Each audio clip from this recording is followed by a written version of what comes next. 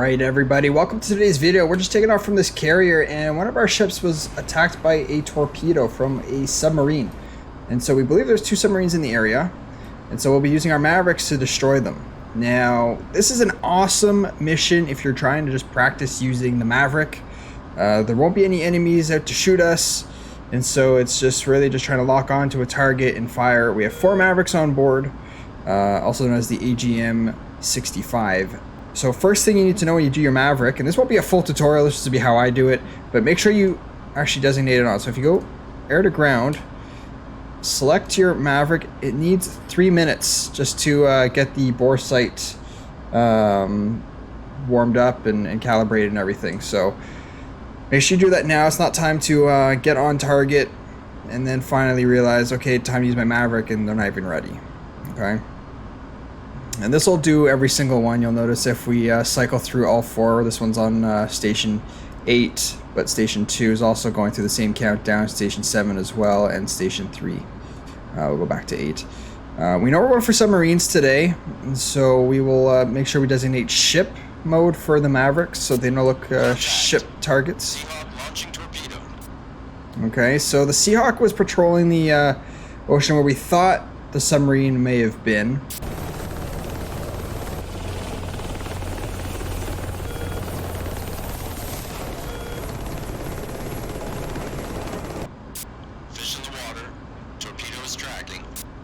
Alright, so we now have our Seahawk. We just dropped a sonobuoy into the water to try and pick up an echolocation of the submarine since we have no way of detecting it. And it's launching our torpedo once it's found it to then try and make it surface. So then we can now pick it up on our air-to-ground radar and then hopefully land a Maverick on it. That is the plan today.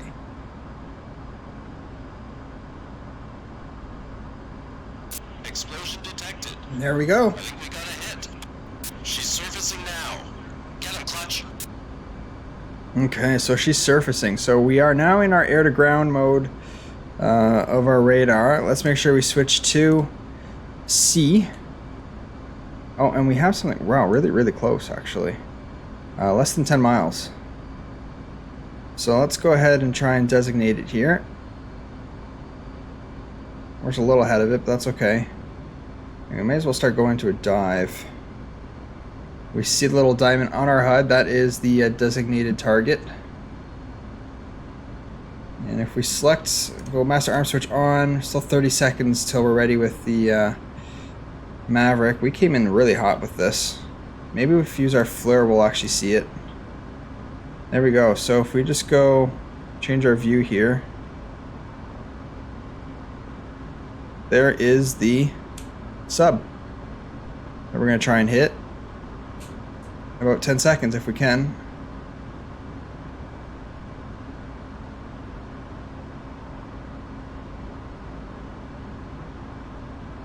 Okay, we got picture. I don't know if we'll get this off on time. Oh, there we go.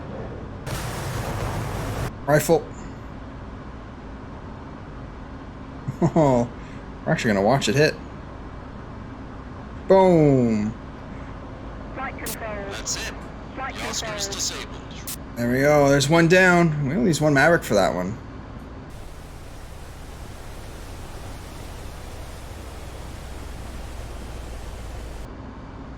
And we know there's a second submarine in the area. But there we go. One down. New contact. Clutch vector to 080 degrees. Alright, here we go. Going to 080. Like I said, this is really just a beginner mission, but the link will always be in the description below for the mission.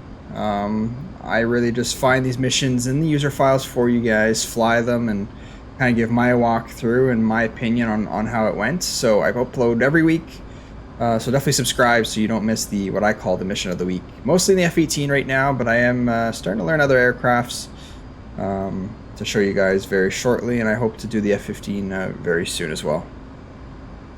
The Strike Eagle, that is. I definitely like my multi-role missions. I mean, dogfighting is a lot of fun, don't get me wrong. It can be quite hectic. birds all over the place, and RWR just lighting up. But air to ground is I don't know, my favorite, to be honest. It's low flying usually, and using a lot of your instruments, and it's just, yeah, I really enjoy it. What do you guys prefer, air to ground or air to air? Please let me know in the comments. And I don't know, if you guys want to see more air to air, I'd be happy to do it. Just find there's already a lot of content and a lot of good content creators on that kind of stuff, and the air to ground doesn't get enough love. We don't exactly know how far we're going to head out to 080, but if we just put our radar back on, we had something. I thought we had something. That could have just been the last contact. Okay, so about 50 miles out, there's definitely the coast, and I think actually the group we see this way is our carrier group, actually. So, I mean, there's not too much to the Mavericks. You have to uncage to be able to slew it. It helps if you can, either on your radar or with the flare, designate a target to get closer so that the bore sight of the Maverick will then follow, and then you just make small adjustments, and the bore sight of the Maverick will try and find some sort of heat signature. And then once it's got a lock, then you can just hit the weapon release button and rifle. Oscar, spotted on the surface. Sink her before she dives. Okay, so we do have something out, so let's just scroll in here. So like I said, try and pinpoint. So if we get our TDC slew switch here, try and designate the target. When we switch now, remember, watch this diamond here in the top right corner of the DDI. I'm going to switch it now to our left DDI screen, and the bore sight kind of just realigns towards that designator. On the HUD, the symbology is there'll be a diamond for our designated point, and then the triangle designates where the bore sight of the Maverick is looking. So now if I uncage, I can then slew it, and you can see that the triangle is now moving around. Now I didn't quite want to do that in case... Oh, I do think I see something. One last thing is this square can actually be enlarged by hitting field of view, and now we see a lot bigger of a screen. Or it's a bit more zoomed in, rather. And I think I saw something kind of to the left, but I don't see it. Okay. There's definitely something on the left side here, just without about 20 miles out. Let's just reselect it so that our Maverick can then get back on target. I don't know why it automatically went to 40 miles, but that's okay. Yeah, okay. Here we go. Oh, you start to see it right there. You can definitely see the sub. So we'll just point our nose in that direction. So we may as well start adjusting here. So again, you have to uncage and then hold the uncage button, and then just slew in that area. Altitude. Altitude. And by undesignating and uncaging, I no longer have the diamond to mark our target, but all I'm flying towards now is the inverted triangle, and you can actually start to see it within visual range here.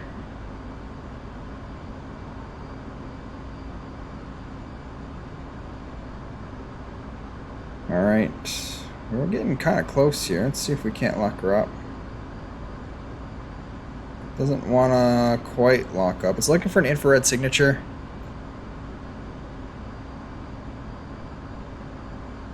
Oh, there we go. We're ready to fire.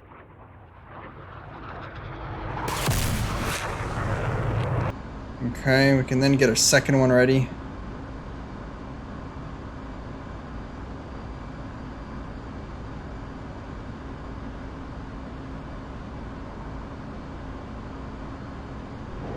Maverick away, and we'll hold on to our third for the time being, and let's just watch our shots come in.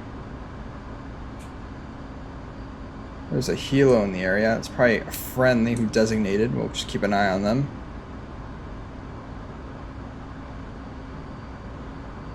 Turn off our helmet mounted display and just watch it. There's one, there's two.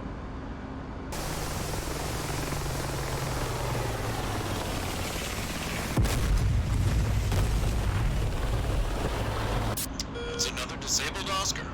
Oh, there we go. Excellent work. Turned him up. Alright, we didn't have to use our third. We definitely could. But technically we shouldn't. Mission success, and we don't want to cost the taxpayers any money, don't we? Alright, well, if we look at our knee board here, we can probably look at the TAC-in. Ship's TAC-in is a 7-1 X-ray. So just a quick how-to to do that. TAC-in on, it's already default to X-ray. We'll just punch in 7-1, enter. And then if we go on the HSI, on the support page, HSI, select the TAC-in. There's the station there. And here's our ticker to know which heading we need to head towards. Alright, we're a little crooked, but hopefully this works. And we're gonna get first or second wire, something like that. Alright, first wire, not great, but hey. One landing means we did alright and we didn't destroy the gear, so anyway, that's what you guys can expect from my landings. But look guys, this was a really good mission. I think it's a good mission if you're just trying to learn how to use the Mavericks without too much enemy pressure.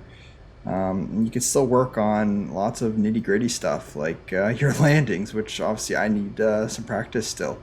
But I hope you guys enjoyed the mission.